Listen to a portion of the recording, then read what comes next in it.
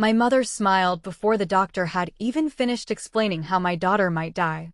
Dr. Clara Reed hadn't given us an exact date, not a precise hour, but her words hung heavy in the sterile air, as little as 1 week. Lily's heart wasn't just weakening, it was no longer responding to the treatment that had, for so long, been her anchor. That 1 week was a warning, Dr. Reed emphasized, a projection based on the downward trajectory of Lily's numbers, not a scheduled time of death. I understood her words, every single one of them, but they simply refused to feel real. How could they? My daughter, my 12-year-old Lily, was right there. When we returned to her room, she was awake, though the medication made her eyelids heavy, almost too heavy for her to lift. Her eyes, still so bright despite everything, glanced at the monitor above her bed.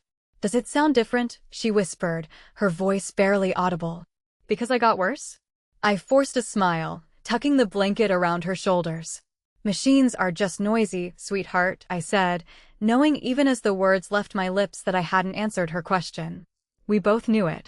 For hours later, she asked for ice water.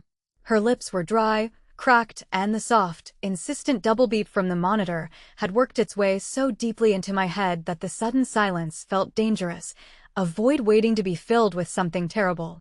I grabbed an empty paper cup and stepped into the hallway, turning toward the family lounge. That's when I saw them. My mother, Eleanor, and my younger sister, Michelle, standing around the corner near the consultation room. Eleanor held Michelle's hand between both of hers. For one foolish, agonizing second, I actually thought they were comforting each other, sharing their grief, their fear for Lily. Then my mother smiled. It was a slow, almost secretive curve of her lips, a look of grim satisfaction. "Finally," she whispered. And her words cut through the clinical quiet of the hospital hallway like a surgeon's scalpel. "In just 7 days," she breathed, her voice low, "her $1.8 million inheritance will be ours." Michelle squeezed my mother's fingers, returning the smile. "I'll take her bedroom for Ethan," she said, her voice a little louder, a little less cautious. "He can stay with Sarah when he starts college. She won't need to keep a room for Lily once the girl is gone." The girl, that's how she said it. Not Lily. Not their granddaughter, their niece. Not the child breathing through a mask less than 20 feet away, clinging to life. Just the girl. The flimsy paper cup in my hand collapsed, a pathetic crinkle of paper echoing in the sudden, roaring silence of my mind. My blood ran cold, then boiled with an anger so intense it felt physical, like a fist compressing my chest. I wanted to step around that corner, march right up to them, and make them repeat every single word while looking me in the eye. I wanted every single person in that hallway to hear how they had just twisted a child's terrifying prognosis into a grotesque financial calendar. Then Michelle lowered her voice again, pulling me back from the brink, back to the horrifying reality of what they were planning. "I stepped outside after the consultation and called Ocean Bay," she murmured. "They said the final Willow Creek payment is still scheduled. Once they receive notice that Lily is gone, the contingent clause takes over." Eleanor nodded, a slow, deliberate movement. "Sarah will be in no condition to argue." "I don't need her to argue," Michelle replied, a chilling edge to her voice. "I need her not to notice until the claim is already open." My anger, a burning inferno just moments before, stopped. It didn't vanish, it simply turned cold. So cold that it became clear, sharp, a freezing clarity that allowed me to think inside it. They weren't just waiting for a tragedy. They were actively preparing paperwork for one. I walked back to Lily's room, the empty, crumpled cup still clutched in my hand, the ice water completely forgotten. She opened her eyes as I sat beside her, her gaze drifting toward the doorway. "Were Grandma and Aunt Michelle crying?" she asked, her voice still weak. "No," I said, smoothing the hair away from her forehead. "They went to get coffee." It was the first lie I had told my daughter in years. And I told it because her fragile heart was already carrying more than it should. I could not, place my mother's sickening greed inside it too. Eleanor and Michelle came into the room 10 minutes later, holding a small bouquet of flowers from the hospital gift shop. My mother called Lily sweetheart 3 times, a word she rarely used when Lily was healthy. Michelle asked if Ethan had ever told her how much he admired her, a question so out of place, so forced, it made my stomach churn. Lily watched them, her expression still and careful, the one she always used whenever adults were trying just a little too hard. Before they left, Eleanor reached out, touching the cold metal rail of Lily's bed. "Whatever happens," she said, her voice dripping with false concern, "your life can still mean something for the family." I stood before Lily could even ask what she meant. "She needs to rest," I stated, my voice flat, leaving no room for argument. Michelle studied me for half a second too long, a flicker of something calculating in her eyes, but she followed our mother into the hallway. I waited until the elevator doors closed, the metallic ping echoing in the sudden quiet, before I pulled out my phone and called David Stone. He answered on the second ring. I could hear the wind moving across his phone, followed by the familiar scrape of a shovel against gravel.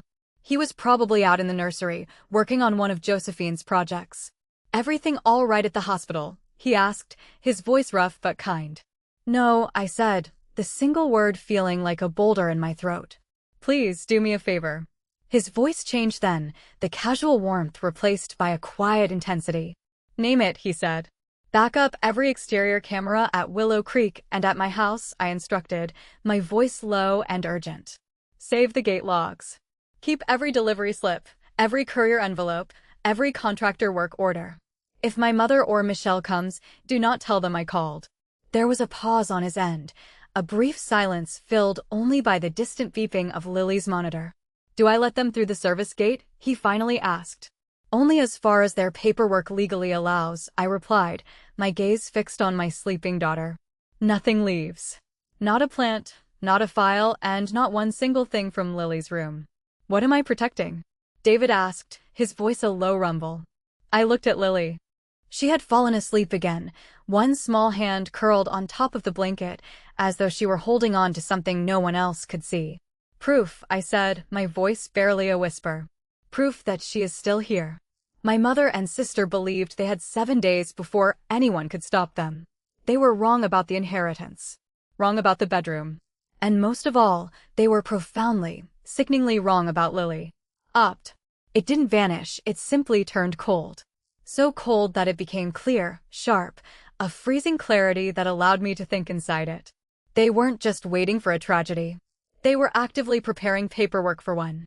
I walked back to Lily's room, the empty, crumpled cup still clutched in my hand, the ice water completely forgotten. She opened her eyes as I sat beside her, her gaze drifting toward the doorway. "Were Grandma and Aunt Michelle crying?" she asked, her voice still weak. "No," I said, smoothing the hair away from her forehead. "They went to get coffee." It was the first lie I had told my daughter in years. And I told it because her fragile heart was already carrying more than it should. I could not, place my mother's sickening greed inside it too. Eleanor and Michelle came into the room 10 minutes later, holding a small bouquet of flowers from the hospital gift shop. My mother called Lily sweetheart 3 times, a word she rarely used when Lily was healthy. Michelle asked if Ethan had ever told her how much he admired her, a question so out of place, so forced, it made my stomach churn. Lily watched them, her expression still and careful, the one she always used whenever adults were trying just a little too hard. Before they left, Eleanor reached out, touching the cold metal rail of Lily's bed. "Whatever happens," she said, her voice dripping with false concern, "your life can still mean something for the family." I stood before Lily could even ask what she meant. "She needs to rest," I stated, my voice flat, leaving no room for argument. Michelle studied me for half a second too long, a flicker of something calculating in her eyes, but she followed our mother into the hallway. I waited until the elevator doors closed, the metallic ping echoing in the sudden quiet, before I pulled out my phone and called David Stone. He answered on the second ring. I could hear the wind moving across his phone, followed by the familiar scrape of a shovel against gravel. He was probably out in the nursery, working on one of Josephine's projects. "Everything all right at the hospital?" he asked, his voice rough but kind. "No," I said, the single word feeling like a boulder in my throat. "Please do me a favor." His voice changed then, the casual warmth replaced by a quiet intensity. "Name it," he said. "Back up every exterior camera at Willow Creek and at my house," I instructed, my voice low and urgent. "Save the gate logs. Keep every delivery slip, every courier envelope, every contractor work order. If my mother or Michelle comes, do not tell them I called." There was a pause on his end, a brief silence filled only by the distant beeping of Lily's monitor. "Do I let them through the service gate?" he finally asked. "Only as far as their paperwork legally allows," I replied, my gaze fixed on my sleeping daughter. Nothing leaves. Not a plant, not a file, and not one single thing from Lily's room. "What am I protecting?" David asked, his voice a low rumble. I looked at Lily. She had fallen asleep again, one small hand curled on top of the blanket, as though she were holding on to something no one else could see. "Proof," I said, my voice barely a whisper. "Proof that she is still here." My mother and sister believed they had 7 days before anyone could stop them. They were wrong about the inheritance, wrong about the bedroom, and most of all, they were profoundly, sickeningly wrong about Lily. After I ended that call with David, I immediately contacted Anya Sharma, the trust attorney who had helped me understand Josephine Vance's amendment after her death back in December. I told her only what I had overheard. I didn't accuse Michelle of forging anything because I had no proof, just a chilling suspicion. I didn't explain our complicated family history. I simply repeated the exact words I'd heard, the precise location, and the fact that Michelle had claimed she'd already contacted Ocean Bay fiduciary. Anya didn't gasp. She didn't promise vengeance. Her voice was calm, steady, and utterly practical. "Do not confront them," she instructed. "Do not open, move, or alter anything connected to Willow Creek. Let David preserve whatever arrives, and let me contact Ocean Bay." A cold dread gripped me. Can they really take the inheritance if she dies this week? "Only if Lily dies before the determination date written into the trust," Anya explained. "And that date isn't next Tuesday." My heart hammered in my chest. "It's May 16th at 5 in the afternoon, Central Time." I stared at the hospital calendar on the wall. It was May 5th. That's 11 days away. "Yes," Anya confirmed. "If Lily is alive at that exact time, the final payment goes into her protected subtrust. It doesn't matter if the bank finishes processing later. If she dies before that time, Eleanor and Michelle become the contingent beneficiaries, 1/2 each." So, they were treating Dr. Clara Reed's estimate like a shortcut. A way to jump the queue. "They may be," Anya said, reading my unspoken thoughts. "But wanting a condition to occur and filing a claim that it already occurred are very different things. Let me find out which one we're dealing with." From the chair beside Lily's bed, I typed out a detailed account of the hallway conversation, stopping whenever she stirred or moved in her sleep. When I finished, Anya told me she would immediately notify the trustee that Lily was alive and hospitalized. Then, she would request preservation of every call, every message, every claim connected to Lily's name. Eleanor texted me before midnight. "Your sister and I are only trying to prepare. Please do not make this harder than it has to be." I stared at the message, the words twisting in my stomach. Preparation. Their definition of preparation had already included my daughter's money and her bedroom. I was no longer willing to imagine what else it might include. I placed my phone face down on the bedside table. Lily woke briefly then, her voice a reedy whisper. She asked for the water I had forgotten earlier. I filled a new cup, helped her take 2 small sips, and apologized. She gave me a tired, fragile smile. "You always come back," she murmured. Those words, they nearly broke me. Because that was the promise beneath everything between us. I had come back after every terrifying scan, every emergency ambulance ride, every nightmare that another family had decided not to keep her. I would come back now, even if I had to walk through my own family to do it. At 8:17 the next morning, David called. "I signed for an overnight envelope from Ocean Bay," he said, his voice clipped. "I haven't opened it." "Who is it addressed to?" I asked, a chill moving through me that had nothing to do with the cool hospital air. "Willow Creek Nursery," David replied. "Attention. Contingent beneficiary processing." My breath caught in my throat. "What does the delivery record say?" Paper rustled on his end. When he answered, all warmth had drained from his voice. "Deceased beneficiary verification. Lily Whitaker." I turned toward the bed. Lily was still breathing, her chest rising and falling softly beneath the pale morning light. While somewhere outside that room, someone had already reported her dead. David sent me a photograph of the unopened envelope as I sat there, paralyzed, beside Lily's bed. The courier label showed Willow Creek's address, the tracking number, and those sickening words, "Deceased beneficiary verification," right beneath my daughter's name. David had placed it on the scarred oak desk in Josephine Vance's old office, exactly where she used to sort seed invoices, a pencil tucked into her silver hair. The sight of that desk, even in a photograph, carried me back 6 years. Back to the first afternoon we brought Lily to Willow Creek. She was 6 then, and still wore her coat indoors whenever we visited somewhere new. It didn't matter that the greenhouse was warm enough to fog the windows. Keeping that coat on meant she could leave quickly, silently, if an adult changed their mind about her. James and I had chosen to foster an older child because we knew how often children past toddler age were passed over. We never told Lily she was lucky. We never asked her to call us mom or dad. We gave her a room, enrolled her in school, and waited for trust to become something she could feel instead of just something adults promised. For months, she kept a small travel bag beneath her bed. Every shirt folded inside it at night. When she wanted to tape a drawing to the wall, she asked whether the paint belonged to the house or to us. James had told her the wall belonged to the person sleeping beside it, but she still used only one tiny piece of tape. Josephine noticed those things without ever making Lily explain them. On that first visit to Willow Creek, she didn't ask if Lily knew anything about plants. She simply handed her a pair of child-sized gloves and pointed toward a picnic table behind the propagation house. "No one has to prove they belong before they get lunch," Josephine had said, her voice gruff but kind. "You can help after you eat if you feel like it." Lily kept her coat on through half a sandwich. Then, slowly, she took it off and folded it neatly beside her plate. That was Josephine. My mother's aunt, 22 years older than Eleanor, and harder to impress than anyone I knew. She didn't become soft around Lily. She corrected her when she pulled a tag too hard or stepped too close to a new graft. But what she gave my daughter was better than indulgence.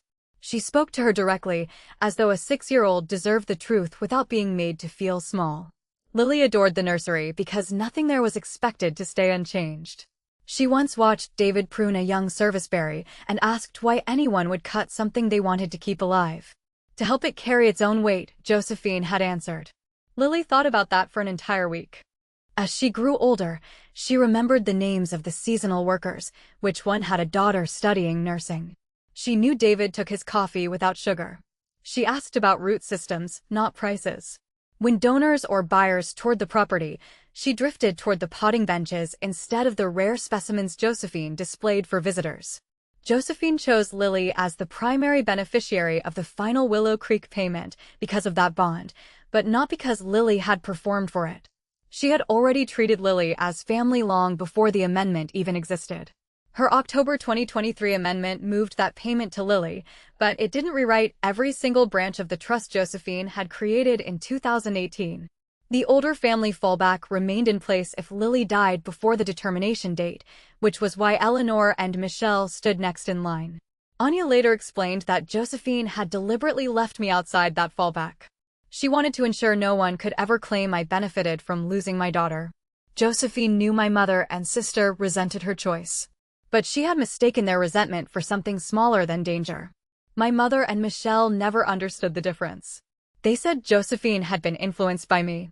Michelle once complained that no 12-year-old could possibly manage $1.8 million, as if Josephine had planned to hand Lily a check and a car key. Eleanor, my mother, had even said Ethan was the one who could carry the family name forward. She said it during Josephine's last Thanksgiving dinner, while Lily sat close enough to hear every single word. Ethan had just looked down at his plate. A few minutes later, he asked Michelle whether the deposit for Cedar Peak University was due before graduation. His mother smiled too quickly. "Your investment account is being moved to a new platform," she'd chirped. "Everything is handled." Eleanor immediately asked Josephine about the cranberry relish. The conversation changed so abruptly that I noticed it, but I didn't understand why at the time. I just assumed Michelle was embarrassed to discuss money in front of us. James died 4 years after we adopted Lily, in October 2023. A cerebral aneurysm took him before either of us had time to understand that an ordinary morning had become the last one. That night, Lily put her clothes back into the travel bag. She didn't tell me she planned to leave. She simply placed the bag beneath her bed and began asking whether I could afford the house alone, whether her school was too far from my work, and whether children could be returned after an adoption if one parent died. I kept her room exactly where it was. I kept her in the same school and continued our Friday noodles, even when neither of us could eat much. Stability didn't cure grief, but it gave grief somewhere safe to sit. Our house stood on a separate parcel beside Willow Creek, close enough to share the old service road, but legally divided from the nursery. That was why David could oversee the nursery gate and still reach our house within minutes when something went wrong. Josephine became part of that stability. James had once helped redesign Willow Creek's irrigation system. So after his death, Lily continued visiting David and Josephine without feeling that she was trespassing into my side of the family. She could ask Josephine difficult questions because Josephine never answered with pity. When Josephine sold most of Willow Creek in September 2024, she chose a native plant conservation group rather than the highest bidder. The sale was paid in stages, but the final $1.8 million wouldn't be released until May 16 at 5 in the afternoon, after the buyer confirmed the environmental inspection, the plant inventory, breeding records, and the protected mother stock listed in the agreement. Until then, those retained assets had to remain exactly where they were. The mother plants, selected equipment, and variety right records all belonged to the trust during the closing period. Most would pass to the buyer afterward.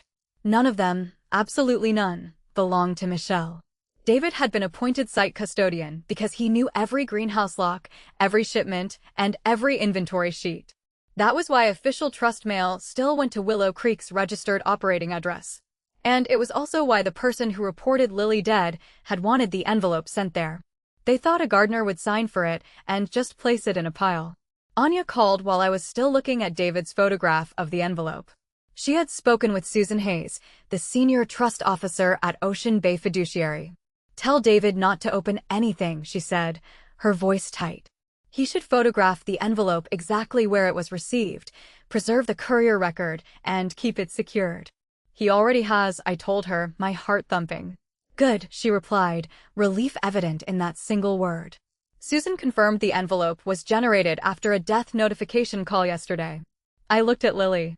She was asleep, her face pale against the pillow. The subtle, double beep above her bed had worked its way so deeply into my head that silence felt dangerous.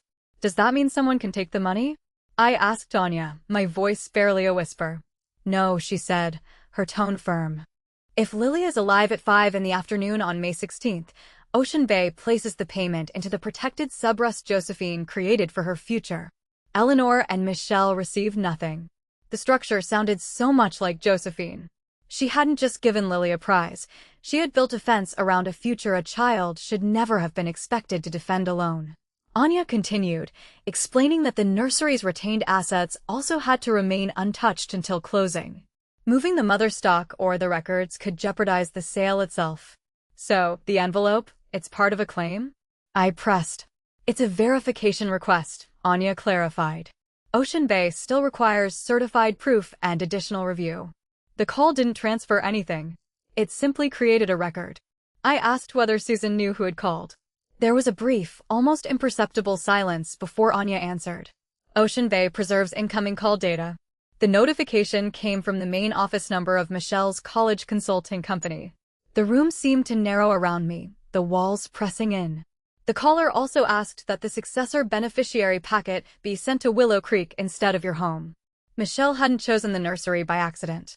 She had chosen it because she believed David would see an envelope, not evidence. The fact that the call had come from Michelle's office should have shocked me, but instead, it just settled into place beside everything I had heard in the hospital hallway. My sister hadn't misunderstood a legal document or called Ocean Bay to ask an innocent question. Someone using the main number of her company had reported my living daughter dead. Anya asked me not to contact Michelle. Ocean Bay was preserving the call record, but Susan Hayes couldn't release the full recording until the trust's fraud team completed its initial review. "She can confirm what the caller said," Anya told me.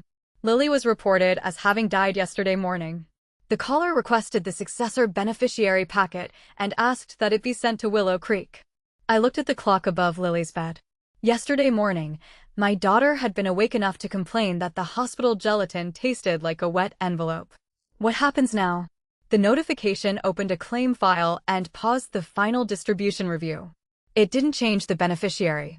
Eleanor and Michelle cannot receive anything without certified proof of death, identity verification, and approval under the trust terms. So, they failed. They created a record, Anya corrected gently.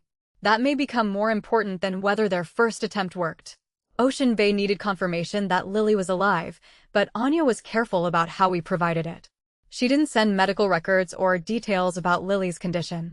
With my written authorization, Dr. Clara Reed's office supplied a limited statement confirming that Lily Whitaker was alive and currently admitted under my care as her legal parent. By early afternoon, Susan marked the claim disputed and potentially fraudulent. The $1.8 million remained secured. No beneficiary change would be processed while Ocean Bay reviewed the call, the courier request, and any documents submitted under Lily's name. The money was safe for the moment. Lily was not. Her blood pressure had fallen twice that morning. Dr. Clara Reed adjusted one medication and ordered another scan. I sat beside the bed while a nurse checked the line in Lily's arm, trying not to let my eyes keep drifting toward the monitor. "You look mad," Lily said after the nurse left. "I'm worried." "That is your worried face, with extra eyebrows." Her voice was weak, but the joke was hers. I touched her cheek and told her she was observant. I did not tell her that her aunt had reported her dead while she was still making fun of me. Eleanor and Michelle arrived shortly after 3. My mother carried a pale blue notebook with a ribbon tied around it. Michelle brought a paper bag from Lily's favorite bakery, although Lily hadn't been allowed solid food since the previous night. Eleanor placed the notebook on the bedside table. Gold letters on the cover read, "My hopes and keepsakes." "I thought this might help you put down anything important," she said, her voice soft, saccharine. "Things you want people to remember. Special gifts, messages for the family." I moved the notebook away from Lily's hand. "She is not writing a will." "It's not legal paperwork," Eleanor replied, her tone patient, as though I were the one making the room uncomfortable. "It's about giving her peace." Michelle opened the bakery bag and let the smell of cinnamon fill a room where Lily couldn't eat. "Ethan would treasure anything she wanted him to have," she said, looking at Lily with that forced smile. "He has always cared about her." Lily glanced at the bag, then at her aunt. "Why does everyone keep talking about Ethan?" Michelle's smile tightened. "Because family thinks about the people who continue after us." "Continue what?" Lily asked, her voice small. "The opportunities we don't get to use," Eleanor said, her eyes fixed on my daughter. I stood and picked up the notebook. "This visit is over." My mother looked offended. "We came to comfort her." "You brought a book for final wishes less than 24 hours after her doctor gave me an estimate," I shot back, my voice low and dangerous. "You will not ask her about money, belongings, her room, Ethan, or what happens if she dies."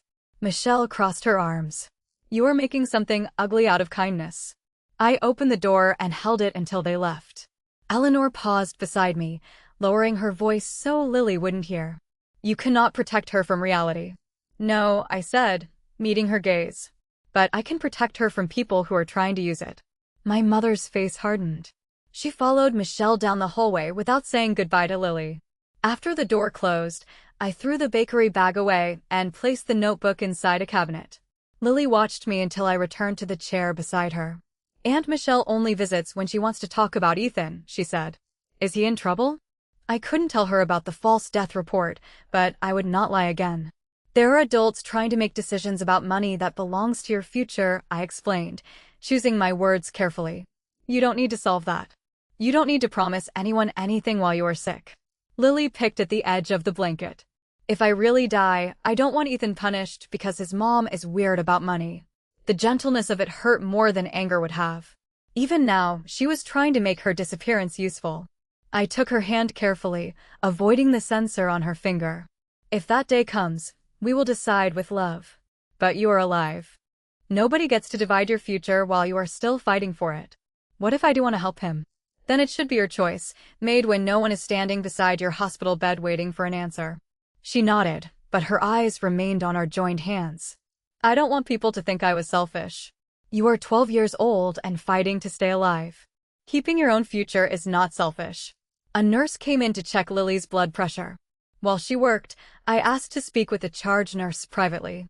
I explained that Eleanor and Michelle had pressured Lily to discuss money and final wishes while she was critically ill. The hospital didn't need details about the trust. It needed to know that 2 visitors were placing financial pressure on a minor patient. Eleanor and Michelle were removed from the unrestricted visitor list. They couldn't enter Lily's room without me present and without approval from the nursing desk. When I returned, Lily had fallen asleep. I sat beside her and wondered how many times I had mistaken access for love. I had allowed my mother and sister into our lives because I believed even imperfect relatives gave Lily roots. Instead, I had made her stand quietly while they measured whether she deserved the same ground as Ethan. My phone vibrated near sunset. David had sent 2 scanned work orders and the related email chains. 2 weeks earlier, after I told the family that Lily's current treatment was losing effectiveness, Michelle had contacted a company that transported mature nursery stock. No one had spoken in terms of days then. She had only asked for an estimate and their earliest available dates, which proved preparation, but not yet a completed plan. The confirmed order was different. At 5:42 p.m. on May 5th, less than an hour after Dr. Clara Reed explained the 7-day prognosis, Michelle had booked a crew for the morning of May 12th. The description read, "Verify retained nursery inventory after beneficiary transition."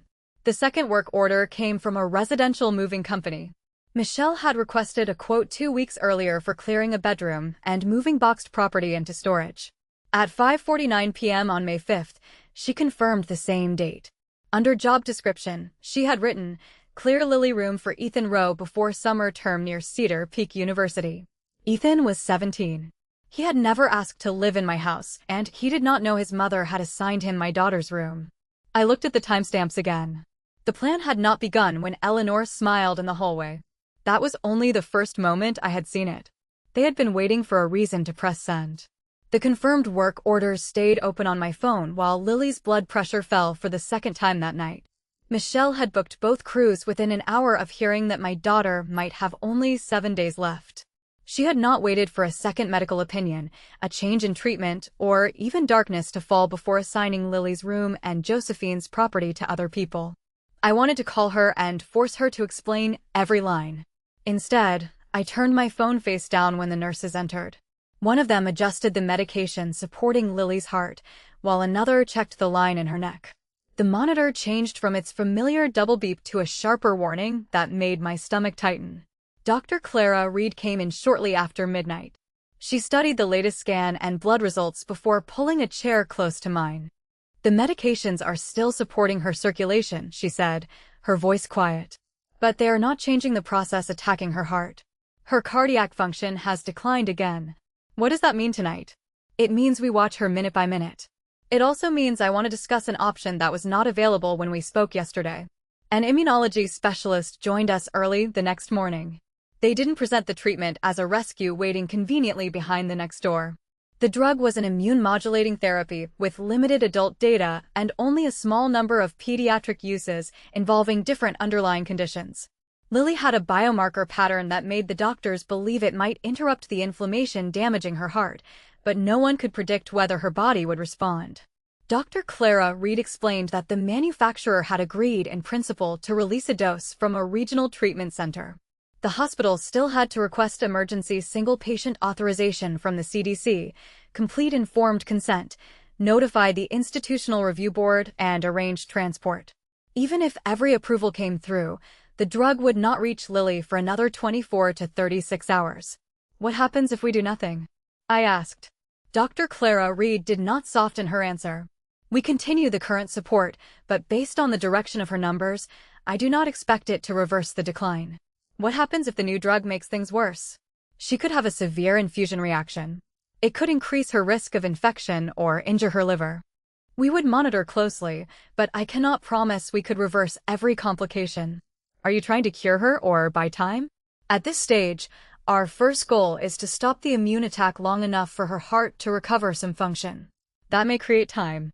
Whether it becomes recovery, we do not know."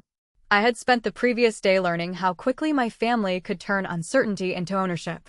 I refused to do the same thing in reverse. I would not call a possibility a miracle simply because I needed one.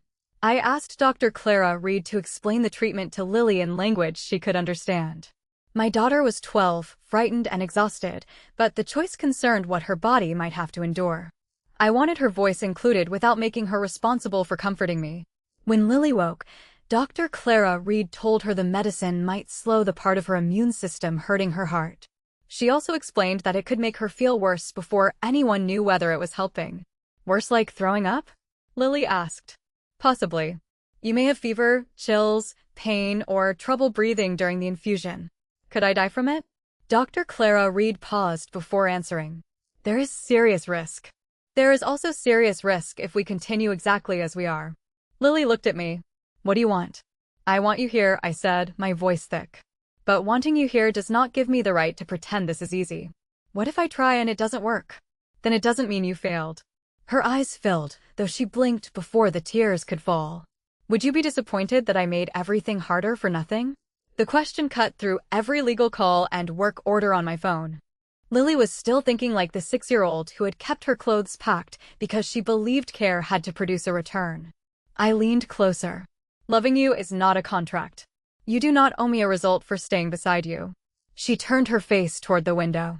Rain traced thin lines down the glass, and for a while, the only sounds were the monitor and the soft rush of oxygen.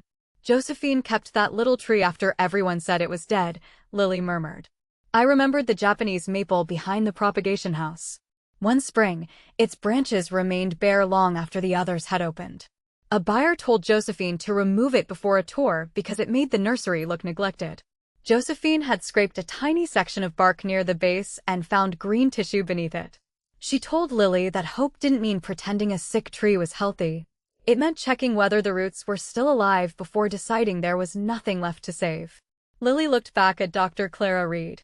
If there is still a root, she said, her voice shaking, I want them to check. She was not fearless, and she did not need to be. She chose the treatment while afraid, but what would happen when that fear became a painful reality? The next day passed in pieces measured by approvals. The manufacturer confirmed release of the drug. The CDC physician authorized emergency use through the hospital's urgent channel. Dr. Clara Reed reviewed the consent form with me line by line, explaining every single word, every potential complication. The hospital documented its required institutional review board notification, a mountain of paperwork moving behind the scenes, all for this one chance. A medical courier, moving with the kind of urgent precision you only see in movies, brought the dose from the regional center late on May 5th. While we waited, trying to breathe, Anya called with an update from Ocean Bay. Eleanor and Michelle have submitted a formal contingent beneficiary death claim after the original phone call, she said, her voice tight. They both signed it. My stomach dropped. Whose signature did they use for me? They didn't use yours, Anya confirmed, almost a whisper. They signed their own names. She explained that the document stated they had been reliably informed Lily Whitaker was deceased and that they were entitled to open the contingent beneficiary process. They hadn't even bothered to hide it. They had completed the forms through an Ohio remote online notary, a system designed for transparency. The platform had preserved their identification checks, their IP addresses, the exact timestamps of their actions, and even the video of the notarial session. They swore she was dead? I asked, the words barely escaping my throat.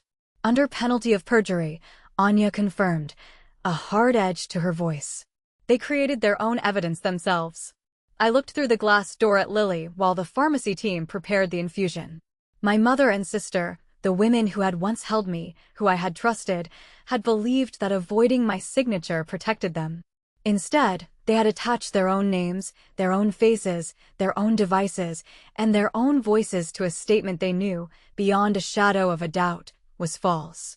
I told Anya to preserve everything, every last piece of it, and ended the call before Lily saw the raw, burning anger on my face. The infusion began shortly after 6 that evening. Within the first hour, Lily developed a fever. Her teeth chattered beneath warmed blankets and angry, red patches appeared along her neck. The nurses, their faces etched with concern, slowed the medication while Dr. Clara Reed treated the reaction, her eyes never leaving Lily's shallow breathing. I held Lily's small, trembling hand as she whispered that she hated the medicine, hated how it made her feel. I know, I said, stroking her hair. You are allowed to hate it. You are allowed to feel anything you need to feel right now. Nothing improved that night. Her heart numbers, the ones we watched with such desperate hope, did not rise. The fever continued, relentless, and the new drug, the one we had pinned so much on, looked less like hope and more like just one more thing hurting her. Near dawn, David called. I stepped only as far as the glass wall outside Lily's room, where I could still see her bed, her small body barely disturbing the sheets. "A man named Henry Finch had an appraiser contact me," David said, his voice a low rumble. "They want access to Willow Creek to inspect equipment, mother stock, and retained inventory." My heart hammered against my ribs. "Is Henry connected to Ocean Bay or the buyer?" "Not according to any file I have," he replied. The appraiser said Henry is a private lender. Michelle told him she is about to control the assets. I stared at Lily through the glass, her chest rising and falling so faintly. My sister hadn't just planned around my daughter's death. She had already offered someone a future that had never, not for 1 second, belonged to her. The appraiser's call gave David another reason to treat every object at Willow Creek not as property waiting to be moved, but as evidence. He photographed the overnight envelope exactly where the courier had handed it to him, recorded the tracking number and delivery time, then placed it inside the locked inventory cabinet in Josephine Vance's old office. The access log, precise and unyielding, showed his name, the time, and the explicit reason the cabinet had been opened. Willow Creek was still the trust-registered administrative address because the sale had not closed. Ocean Bay hadn't sent the envelope there because the caller was free to choose a hiding place. The address was already part of the closing file and, with only 10 days remaining until May 16th, the trustee had used overnight delivery. David was authorized to accept operational mail for the property. He was not authorized to open documents concerning a beneficiary. He followed that line, the one that separated his duty from their greed, exactly. Anya arranged a video call with David and Susan Hayes from Ocean Bay. I joined from the small family consultation room beside Lily's unit, keeping the glass door open just enough so I could see anyone entering her room. David positioned his phone above Josephine Vance's desk, the scarred oak catching the light. Susan Hayes, her expression professional and unreadable, verified the tracking number, the pristine condition of the envelope, and the seal, before instructing him to open it on camera. Inside was a formal request for additional proof of death, identity documents for the contingent beneficiaries, and explicit instructions for completing the successor review. The cover letter, stark in its official language, stated that Ocean Bay had opened the claim after receiving notice that Lily Whitaker was deceased. Seeing those words printed on trust letterhead affected me differently from hearing them over the phone. A stranger, working inside a vast financial institution, had typed my daughter's name beside the word deceased because my mother and sister had deliberately put it there. The packet had not transferred the inheritance. It had not made Eleanor or Michelle owners of Willow Creek. It was only a verification request, but it proved that their whispered hospital conversation had already become an official claim. Susan Hayes asked David to hold each page beneath the camera while she confirmed the document count. The reply label directed the completed packet back through Ocean Bay's secure processing center. A notation stated that the original caller had specifically requested delivery to Willow Creek because the family was handling final matters from the property. "They told you they were at the nursery?" I asked, my voice barely a rustle. Susan Hayes shook her head. "They represented Willow Creek as the appropriate family administrative address. Our system still required certified proof before any determination."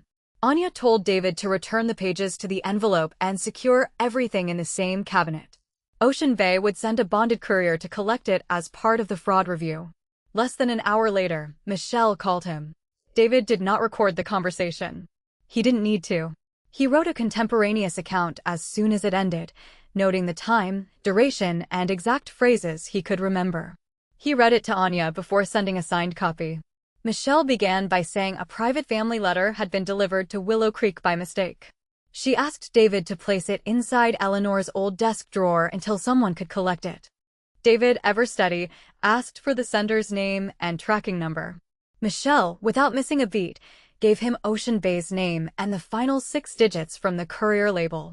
Ocean Bay's automated system had emailed that tracking number to the address used when the claim was opened.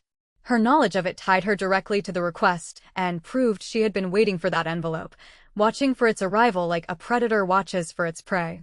David, calm as ever, told her the document had already been transferred into the trust administrator's custody. That was not literally complete yet, but Susan Hayes had assumed control of the material and instructed him how to preserve it. Michelle's voice changed then. The calm dropped away, replaced by something sharp and cold. She told him he had worked for the Vance family too long to forget who had paid him. She said Willow Creek would soon return to family control, and that employees who made themselves difficult during a transition rarely kept their positions afterward. David, unwavering, answered that Josephine Vance's trust, not Michelle, currently employed him as site custodian. "You should think carefully about which side of the gate you want to be standing on next week," Michelle said. Then she hung up. When David read that sentence aloud to Anya and me, I pictured him standing beside the old service gate, his hands calloused from honest work, listening to someone who had never learned the difference between inheriting a name and earning authority. Anya asked him to review the retained asset schedule before responding to Henry Finch's appraiser. David already knew most of it by memory, but the exact categories mattered. The protected mother stock, breeding records, selected equipment, licensed variety files, and specific inventoried supplies remained trust property until closing. Most would transfer to the conservation buyer on May 16th. The rest would be sold or distributed. According to the agreement, none of those items formed Michelle's personal inheritance. Even if the contingent clause were triggered, she would receive a share of the final payment, not ownership of the nursery's operating assets. The inventory list Michelle had sent Henry's appraiser described those same assets as property she would soon control. It included greenhouse equipment, mature specimens, and breeding records she had no present or future right to pledge. She didn't just exaggerate the value of her inheritance, Anya said, her voice tight with disbelief. She described trust property as though it belonged to her. I asked whether Henry could take anything if he had relied on that description. No, Anya reassured me. Michelle cannot give a lender rights she does not possess. Henry may have a claim against her if she misled him, but he has no lien on Willow Creek. David denied the appraiser access and sent Henry a written notice identifying Ocean Bay as the legal contact. He did not accuse anyone of fraud. He simply stated that no inspection had been authorized and no creditor held rights over the property. The nursery was protected. My house was not yet as secure as I thought. That afternoon, David reviewed the exterior footage from the previous day.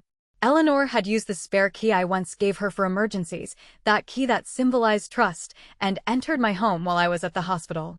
The front camera showed her arriving alone. 20 minutes later, she came outside, holding a tape measure, and photographed the width of the front door, the hallway turn, and the staircase. There were no cameras inside Lily's bedroom. David had never installed any, and I would not have wanted him to. The exterior footage only showed Eleanor carrying several flattened boxes from her car into the house, then returning with photographs on her phone. A delivery had also been left inside the garage. The carton contained part of the new desk Michelle ordered. A paper shipping label on the outside read, "Ethan Room." I called the locksmith who had serviced the house after James died. By evening, I had disabled Eleanor's smart lock code, cutting off her digital access. The locksmith scheduled the side door cylinder replacement for the following afternoon, and Anya sent Eleanor and Michelle written notice that they no longer had permission to enter my home or remove any property. I did not confront my mother about the footage. I wanted her to know the permission was gone, but not how much evidence David had preserved. While other people secured the places Lily might return to, the drug continued making no visible difference. 2 days after the infusion, her fever had eased, a small victory, but her heart function had not improved. The doctors adjusted support, repeated tests, and warned me that the absence of immediate change did not prove failure. It also did not give us reassurance. Lily slept through most of the afternoon. When she woke, her voice a faint whisper, she asked whether I had gone home at all. "No," I said, stroking her hair away from her forehead. "David is looking after everything." Her fingers moved weakly against the blanket. "Is my room still there?" The question was so quiet that I almost answered too quickly, my heart aching with the weight of her unspoken fears. "Your room is exactly where you left it." "What if I stay here a long time?" she asked, her eyes searching mine. "It will still be yours." She studied my face as if promises had weight, and she was deciding whether mine could carry itself. I remembered a dinner 2 years earlier when Eleanor had said Ethan needed privacy because he was family, while Lily should be grateful for whatever space she received. Lily had gone silent that night, shrinking into herself. Later, I told her grandma used old-fashioned words and did not always mean them the way they sounded. The memory stayed with me, unfinished and ugly, a knot in my stomach. Now, Lily was not only afraid she might die, she was afraid the world would begin replacing her before she was even gone. I held her hand and told her no one would pack her belongings, assign her bed, or decide that her place in our home had expired. This time, the promise was backed by changed locks, written notices, preserved footage, and a man at Willow Creek who understood that keeping watch could be an act of fierce, quiet loyalty. Near midnight, Anya called with the first result from tracing Henry Finch. Michelle had signed a loan memorandum 6 weeks earlier. The loan was not secured by Willow Creek itself, but she had promised repayment from an asset described in her own documents as vested inheritance proceeds from Willow Creek. Her right was not vested. It existed only if Lily died before May 16th. The false death claim, the one born in the sterile hallway of a hospital, had not been a desperate idea. It was the crucial, calculated step Michelle needed to make a promise to her lender come true. Henry Finch sent the loan package to Anya the next morning. Susan Hayes had already informed him that Michelle held no present right to Willow Creek, its equipment, or the final payment. Henry's appraiser had nearly entered property belonging to a trust based on information supplied by someone who did not own it. Providing the documents was the fastest way for him to show that he had relied on Michelle's representations rather than knowingly participating in them. Anya called me from her office while Lily slept, oblivious to the storm brewing around her. Henry's loan package confirms that Michelle promised repayment from $900,000 she described as vested inheritance proceeds. Half of the final payment. Yes, I said, my voice barely a breath. Except her interest is not vested. It exists only if Lily dies before May 16th. Michelle had borrowed against a death that had not happened, a child's fading life reduced to collateral. Anya continued carefully, her words measured, each one landing like a small, cold stone. There is something else in the financial statement she gave Henry. She listed a custodial brokerage account belonging to Ethan as part of the family's available liquidity. I turned toward Lily's bed, a new wave of nausea washing over me. Does that mean she borrowed against his money too? I do not know yet, Anya admitted. The account is identified as a UGMA account. If that is accurate, the money belongs to Ethan. Even though Michelle acts as custodian until he reaches the transfer age, she can use it only for his benefit. Ethan was 17. In less than a year, he would be old enough to see every number his mother had kept from him. Anya could not simply request a minor's financial records because his aunt was involved in a trust dispute. She contacted Paul instead, Ethan's father, telling him only that Michelle had listed an account owned by Ethan in a loan application and that he should consult his own attorney before allowing anyone to treat it as family collateral. Paul called me less than 2 hours later. His voice was controlled at first, a thin veneer over raw emotion. Did Michelle use Ethan's name in something connected to Lily?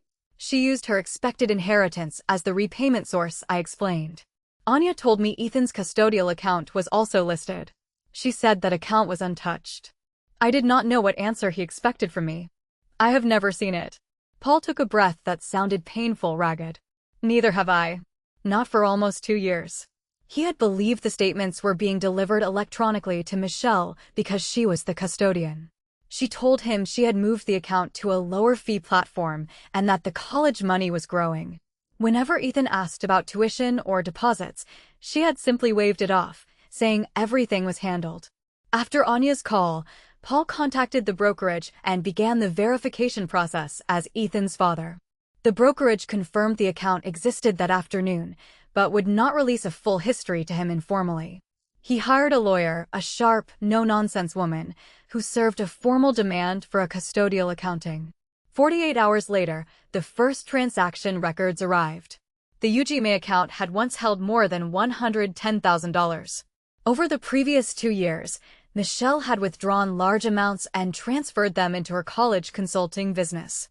Other withdrawals paid a personal credit card, overdue property taxes, and a loan tied to a vehicle Ethan had never used, had never even seen. Some expenses for a child could legally be paid from a custodial account if they genuinely benefited that child. Payroll for Michelle's employees did not.